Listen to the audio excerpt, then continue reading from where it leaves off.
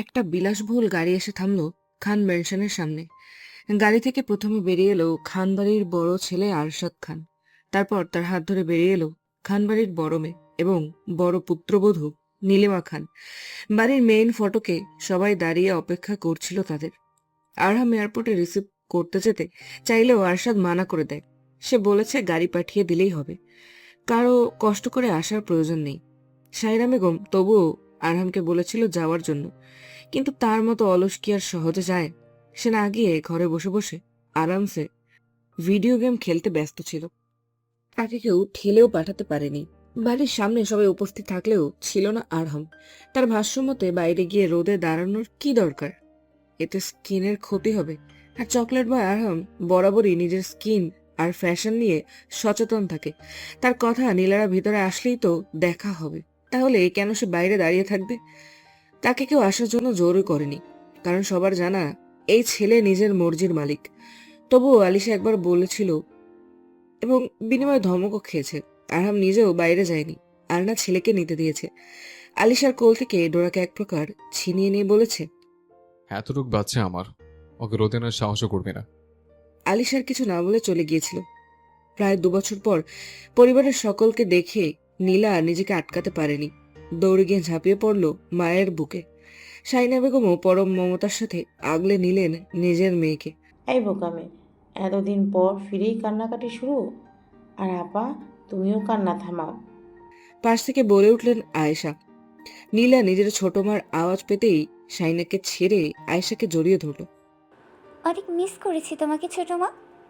আয়েশা এতক্ষণ তাদের কান্না করতে বারণ করলেও নীলাকে কাছে পেয়ে তার চোখজোড়াও ছলছল করছে।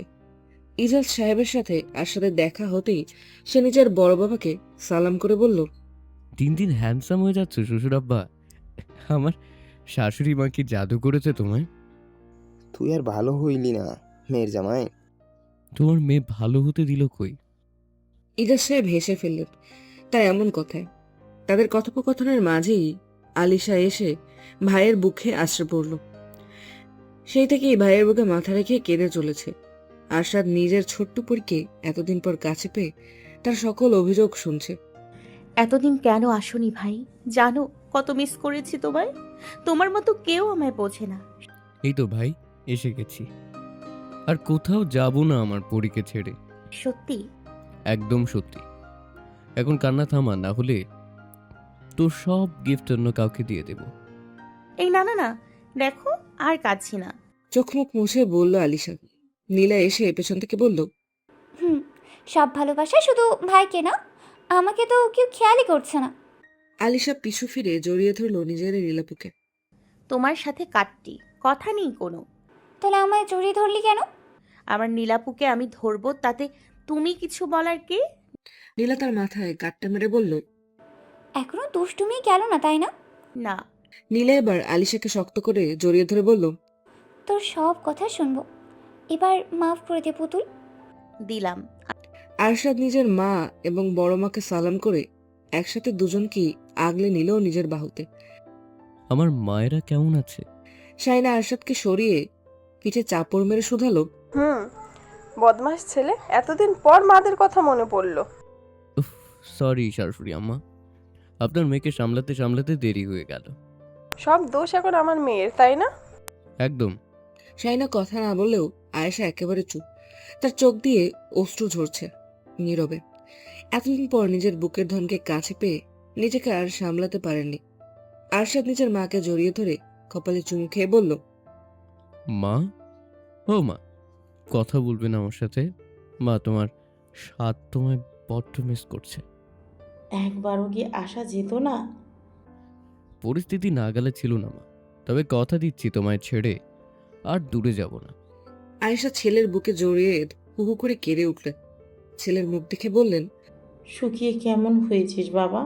কতদিন ঠিক মতো খাওয়া দাওয়া করিস না? পাশ থেকে মা ছেলের আহ্লাদ দেখে আলিশা মুখ ভেঙে বলল, আমি জানতাম তুমি ভাইকেই বেশি আদর করো। আমাকে তো সুযোগ পেলেই মার দাও। মায়ের খাওয়ার মতো কাজ কারবার করিস কেন? ভাই, তুমিও?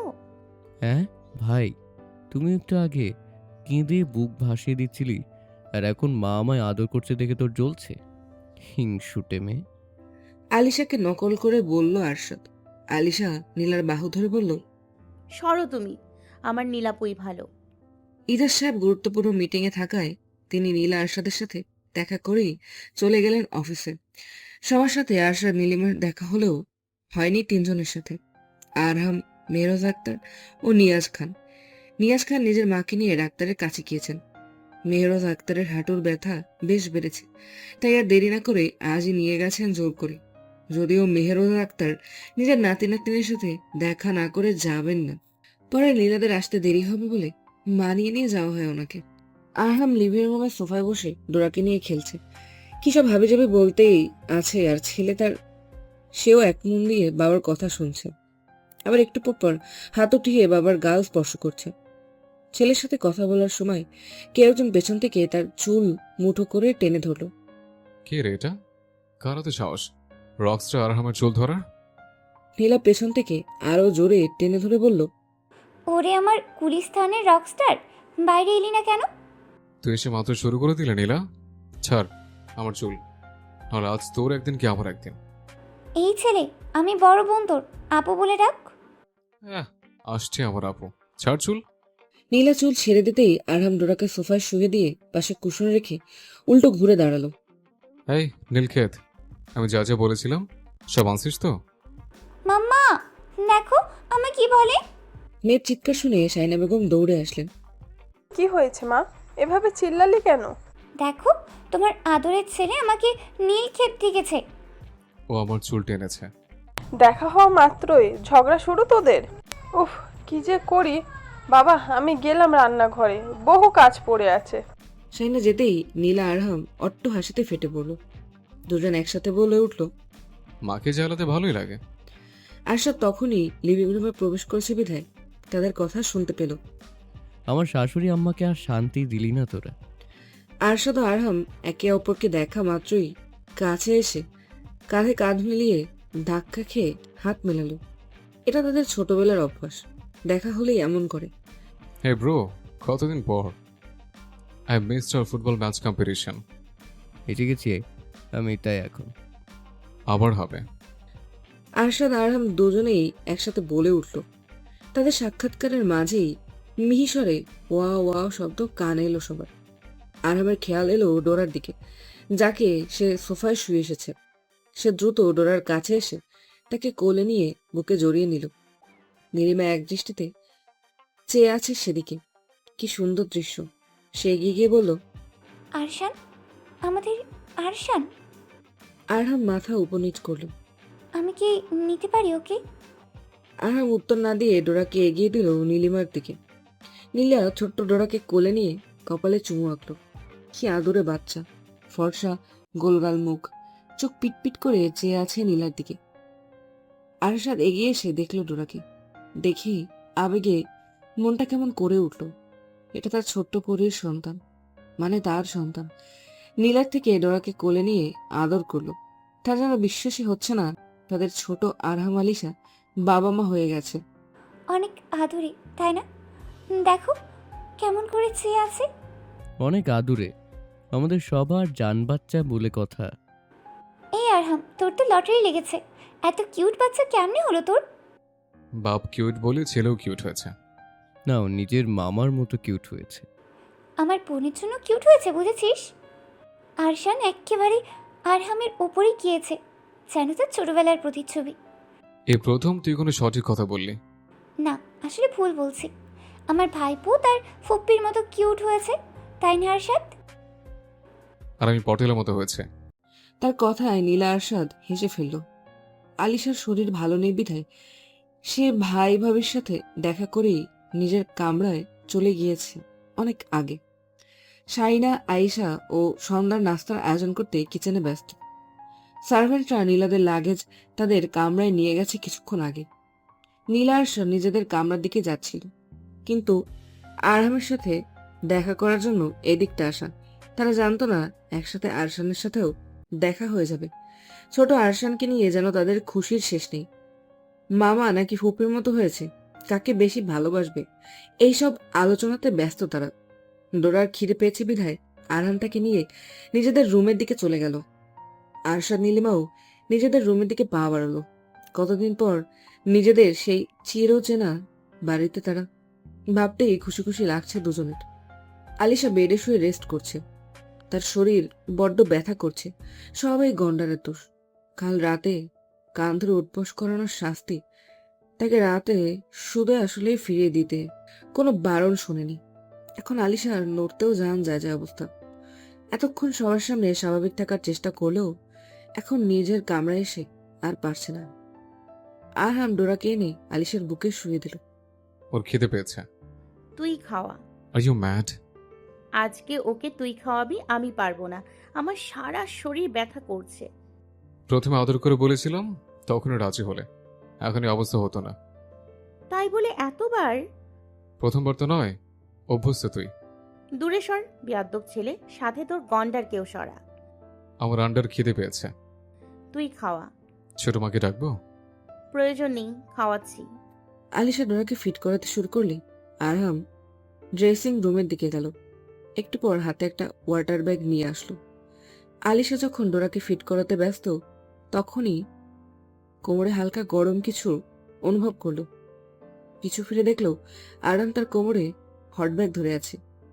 আলিশা অবাক হলো না। এটা প্রতিবারের কাহিনী। নিজেই ব্যথা দেবে, আবার নিজেই সারাবে। সময়ের স্রোত বয়ে গেছে আপন গতিতে। ক্যালেন্ডারের পাতা বদলে পেরিয়ে গেছে কয়েকটি মাস। রাত্রি প্রায় শেষ প্রহরের দিকে। স্নিগ্ধ ভোর শুরুর পথে। ঘড়ির কাঁটা প্রায় 5টা ছুঁই ছুঁই। বাইরে পাখিদের কিচিরমিচির শব্দ শোনা যাচ্ছে। বাইরে শীতল বৈরী বাতাস বইছে। ফজরের পর প্রকৃতি যেন এক ভিন্ন রূপ ধারণ করে। চারপাশে নেমে আসে এক অন্যরকম প্রশান্তি। আর সেই বৈরী বাতাসের স্পর্শে ভোরের আনন্দ যেন আরো গভীর হয়ে ওঠে। আরাম হালিশা ঘুমিয়েছে কেবল 2 ঘন্টা আগে। গত রাত্রে একে অপরের সান্নিধ্যে এসে তাল হারিয়েছিল দুটি দেহ। মত্ত হয়ে উঠেছিল দুজন দুজনাতে। শেষ রাতের দিকে শাওয়ার নিয়ে ঘুমের দেশে পাড়ি জমিয়েছিল দুজন। তারা ঘুমানোর কিছুক্ষণ পরই শোনা যায় বাচ্চার রিনরিনিয়ে কান্নার স্বর। আলিশা গভীর ঘুমে আচ্ছন্ন ছিল বিধায় জেগে ওঠেনি। আরহাম ঘুম ঘুমো চোখ মেলে দেখে দোলনায় ঘুমিয়ে থাকা ডোরা একটু পরপর কেঁদে উঠছে। নিশ্চয়ই খিদে পেয়েছে তার। আরহাম এবার আলিশার দিকে তাকিয়ে সন্তর্পণে উঠে গিয়ে ছেলেকে কোলে নিয়ে ফিরে আসলো। ডোরা খিদে কান্না করছে দেখে সে নিজেই আলিশার জামার হুক খুলে ডোরাকে মায়ের বুকে শুয়ে দিল। আলিশা একবার চোখ মেলে দেখেছে ডোরা খাচ্ছে। তারপর তাকে ভালো করে বুকে জড়িয়ে আবারও পাড়ি দিল ঘুমের দেশে। ডোরা রাতের বেলা মা বাবার সাথে বিছানাতেই ঘুমায়। শুরুতে মায়ের বুকে থাকলেও সময়ের সাথে গড়াগড়ি করে চলে যায় বাবার বুকে। এ যেন নিত্যদিনের অভ্যাস তার। বাবার বুকে থাকলেও একটু পর পর মায়ের কাছ থেকে খেয়ে আবার বাবার দিকে চলে যায়। আরহামও বড় আদরে ছেলেকে বুকে জড়িয়ে নেয়। গত রাতে ব্যক্তিগত মুহূর্তের সময় আরহাম ডোরাকে নিয়ে দোলনায় শুইয়ে দিয়েছিল, কিন্তু রাত শেষ হতে না হতেই শুরু হয়ে গেল তার গলা উঁচিয়ে কান্না। তারপর আবার তার ঠাঁই হলো বাবা মার মাঝে, গড়াগড়ি করে দুজনের বুকে। এখন প্রায় 6টা। আরহাম, আলিশা এবং ডোরা তিনজনেই ঘুমে বিভোর। ডোরা স্থির হয়ে এক জায়গায় শুতে পারে না। পুরো রাত এখান থেকে সেখানে গড়াগড়ি খায়, কখনো মায়ের বুকে তো কখনো বাবার বুকে। তাও যেন তার স্বাদ মেটে না। কখনো নিজে উল্টো হয়ে শুয়ে থাকে, আবার কখনো গড়াতে গড়াতে পায়ের দিকটায় চলে যায়। এখন যেমন মায়ের পেটে মাথা এবং বাবার মুখের উপর নিজের গুলুমুলু পা দুটো দিয়ে আরামে ঘুমিয়ে আছে। আরহাম বেশ বিরক্ত হচ্ছে এতে।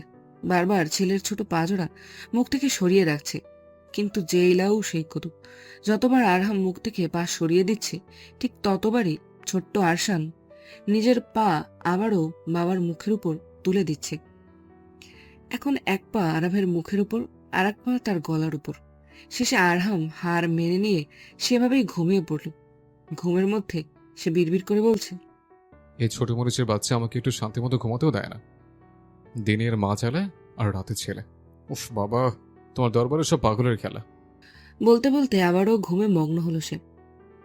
আহ আহ হঠাৎ এমন তীব্র আর্তনাদের স্বরে আলিশা এক লাফে ঘুম থেকে উঠে বসল।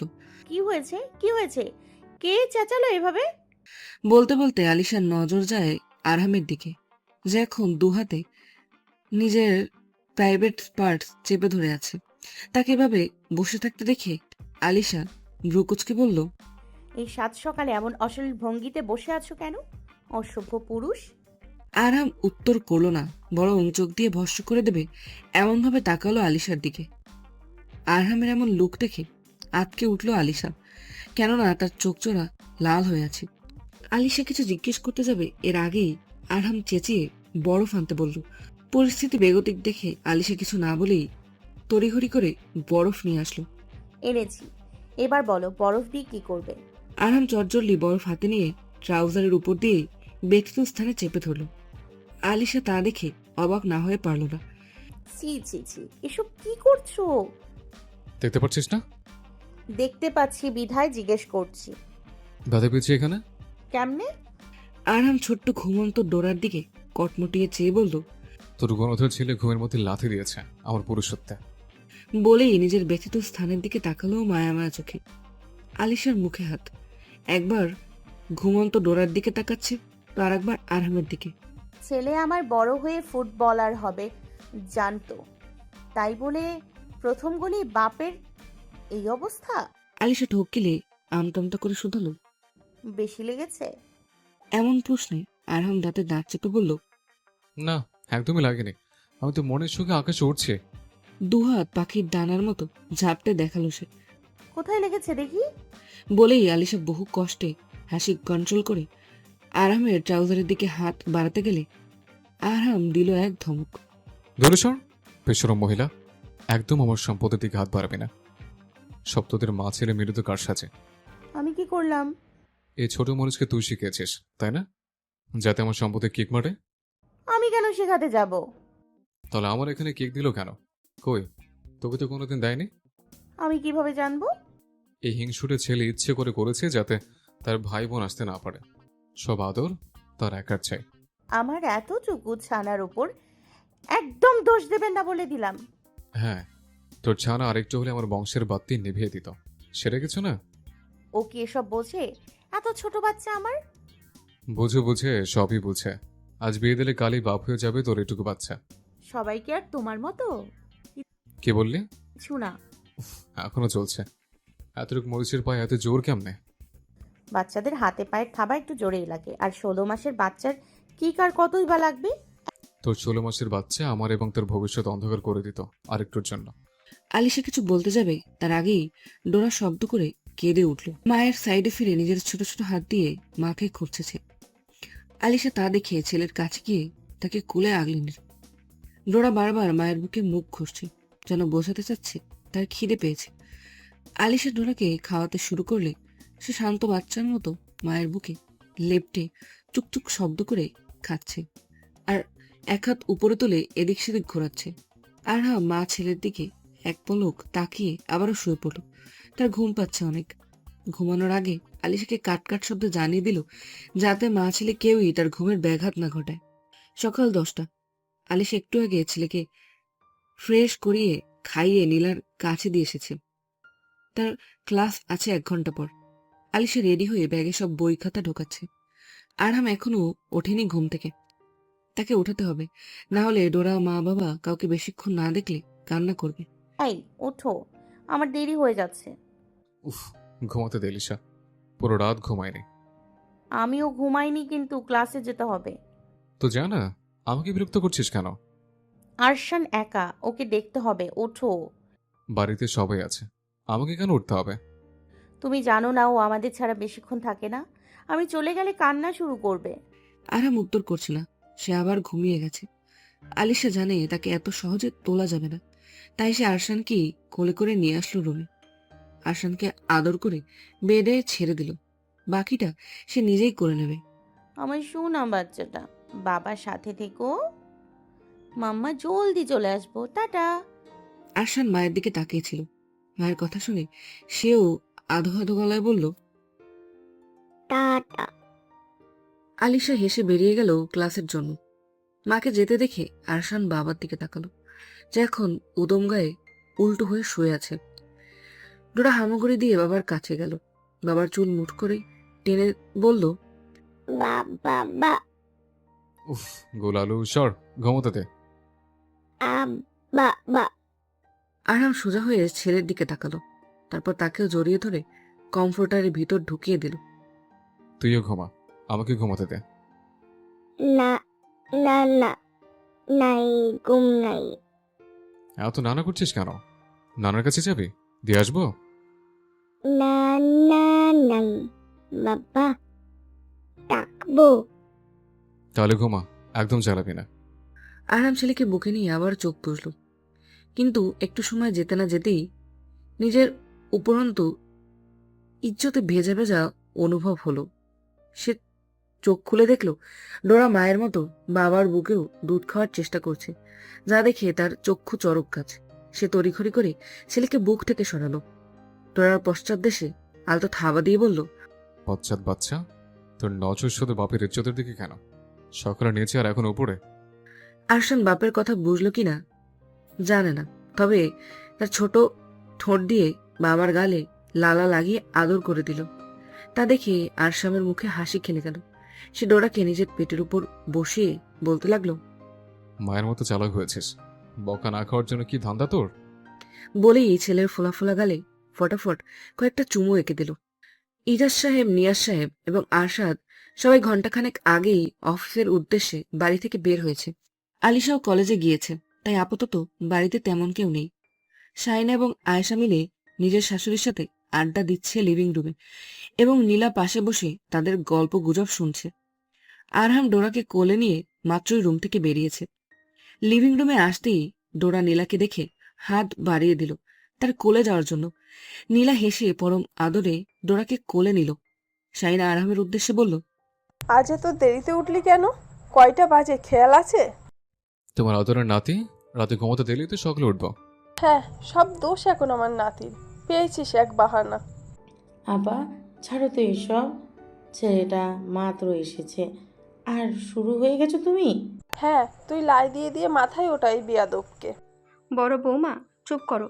সারাদিন তুমি আমার সোনার চাঁদ নাতিটার পিছে পইরা থাকো। যাকে নিয়ে এত কথা হচ্ছে তার এদিকে কোনো মনোযোগ নেই। সে তো ছেলেকে নীলার কোলে দিয়ে সোফাতে বসে দিব্যি আরামে ফোন চালাচ্ছে।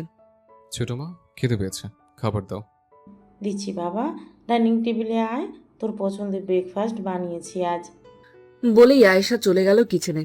আরহাম যেই ব্রেকফাস্টের জন্য উঠতে যাবে তখনই ডোরা বাবার সাথে যাওয়ার জন্য হাত বাড়িয়ে দিল। আরহাম তা দেখে ছেলেকে কোলে নিয়ে গেল ডাইনিং টেবিলের দিকে। আজ আয়েশা আরহামের পছন্দের অ্যাভোকাডো স্যান্ডউইচ বানিয়েছে, সাথে আছে ঘিয়ে ভাজা পরোটা আর অমলেট। আরহাম স্যান্ডউইচ নিয়ে খাওয়া শুরু করলে ডোরা বাবার কোল থেকে হাত পা দাপাদাপি শুরু করে দিয়েছে, যেন বোঝাতে চাচ্ছে সেও খাবে। টোস্টেড স্যান্ডউইচ হওয়ার কারণে আরহাম তা ডোরাকে দিল না, বরং পরোটা ছিঁড়ে অল্প অল্প তার মুখে তুলে দিতে লাগলো। আরশানের ছোট ছোট 4টি দাঁত উঠেছে, দেখতে বড্ড আদুরে লাগে, যা আরহামের ভাষায় ইঁদুর ছানার মতো দাঁত। ডোরা অল্প খেয়ে আর খেল না। কাউকে কোনো কিছু খেতে দেখলে সে হাত বাড়িয়ে তা খেতে চায়, কিন্তু একটু মুখে দেওয়ার পর আর খায় না। ডোরা এখন বাবার গলায় থাকা লকেট নিয়ে খেলতে ব্যস্ত। আয়েশা এসে বলল আরশানকে তার কোলে দিতে, যাতে আরহাম আরাম করে খেতে পারে। আরহাম কিছু বলার আগেই ডোরা বাবার বুকে মুখ গুজে দিল। সে যাবে না, তবু আয়েশা জোর করে নিতে চাইলে সে বাবার টি শার্টের অংশ ধরে তার ছোট গুলোগুলো হাত দিয়ে মুঠো করে ধরে রাখল। সে যাবে না মানে যাবেই না। তা দেখে আরহামও মানা করে দিল নিতে। আয়েশা নাতিকে আদর করে চলে গেল লিভিং রুমের দিকে। ব্রেকফাস্ট শেষ করে আরহাম আবারও বসলো সবার মাঝে। মেহরোজ আক্তার আরশানকে কোলে নিতে চাইলে সে যায় না। সে বারবার আশেপাশে চোখ বোলাচ্ছে, তার মাকে খুঁজে চলছে সবার ভিড়ে। শাইনা তা বুঝে বলল, আমার দাদু ভাই কি মাম্মাকে মিস করেছে? মাম্মা। হ্যাঁ, মাম্মা এখনই চলে আসবে। আরশান মাকে ছাড়া বেশিক্ষণ থাকতে চায় না। এতক্ষণ বাবার সাথে থাকলেও এখন তার মাম্মাকে চাই। পেটে খিদে থাকলে এমন চারপাশ তাকিয়ে মাকে সে খোঁজে। নীলা কোলে নিতে চাইলে তার কোলেও গেল না। এতে আরহামের ভ্রু কুচকে গেল। আরশান মা বাবার পরে সবচেয়ে বেশি থাকে নীলার কাছে। নীলার সাথে তার বেশ ভাব।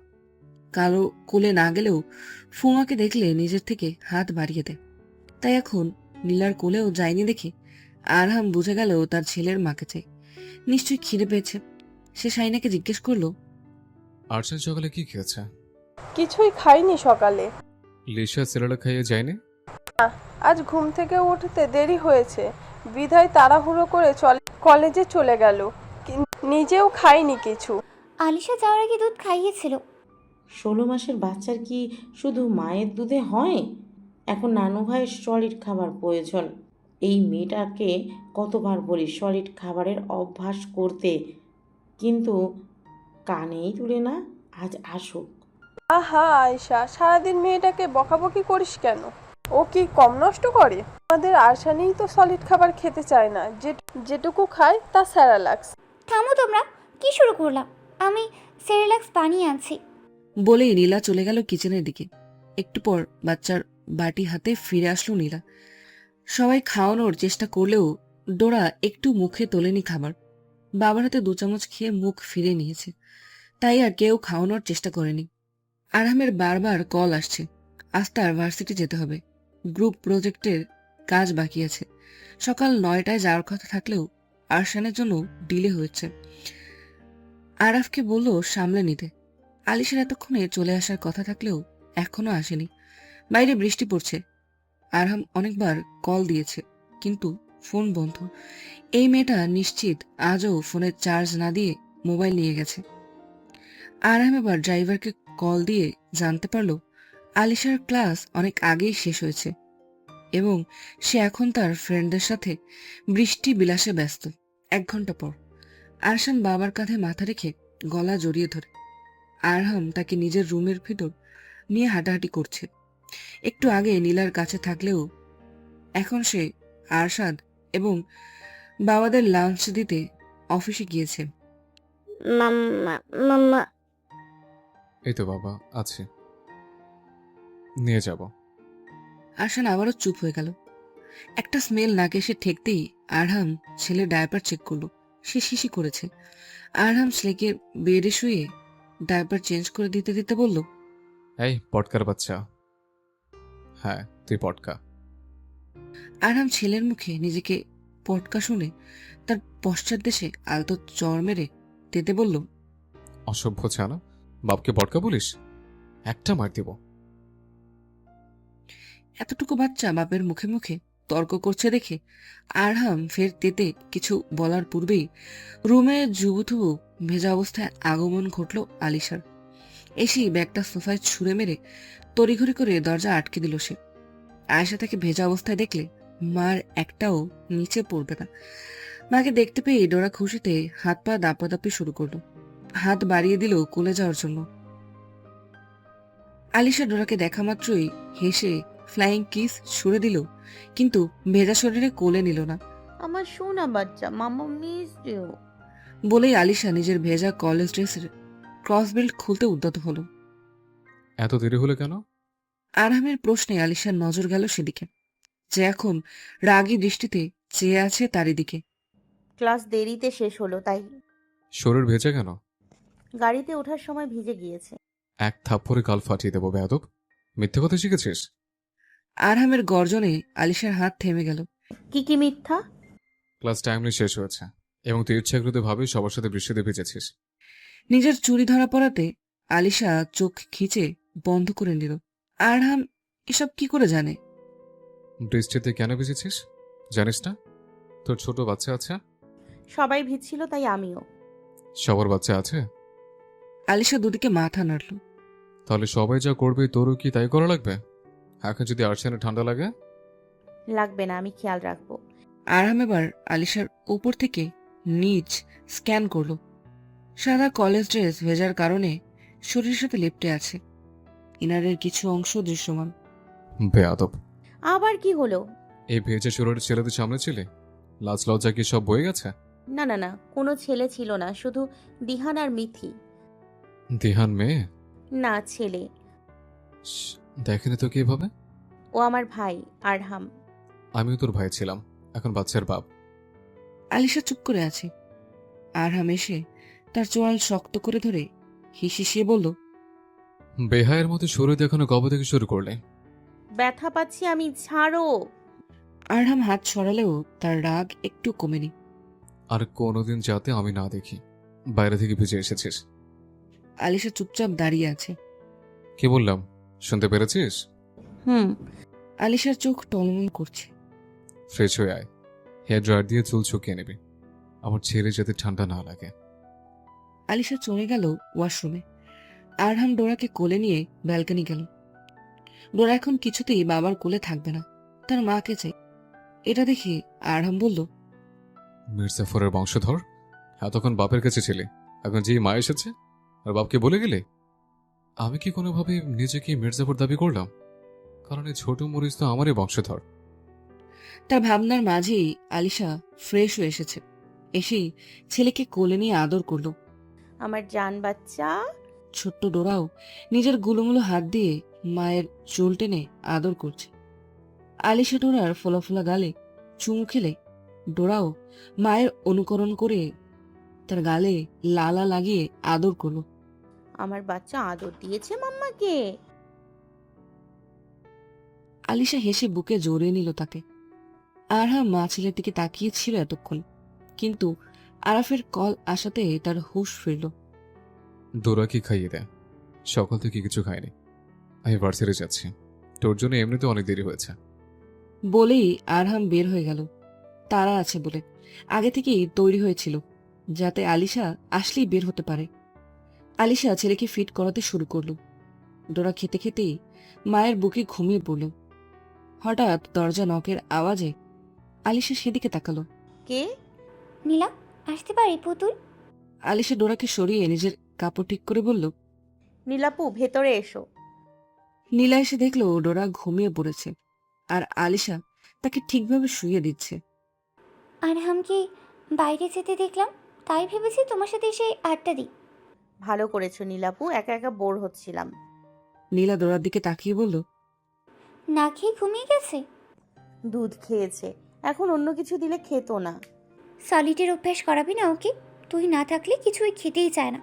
চেষ্টা কি কম করি, কিন্তু দুষ্টুটা কিছুই মুখে দিতে চায় না। যা একটু মুখে তোলে সেটাও বহু কষ্টে। এখনো ছোট, আর একটু বড় হলে নিজে থেকেই চাইবে। যেন হয়। আজ লাঞ্চ দিতে যাওনি অফিসে? গিয়েছিলাম, একটু আগেই ফিরেছি। প্যাকিং ডান? শুরুই তো করলাম না। তুই করেছিস?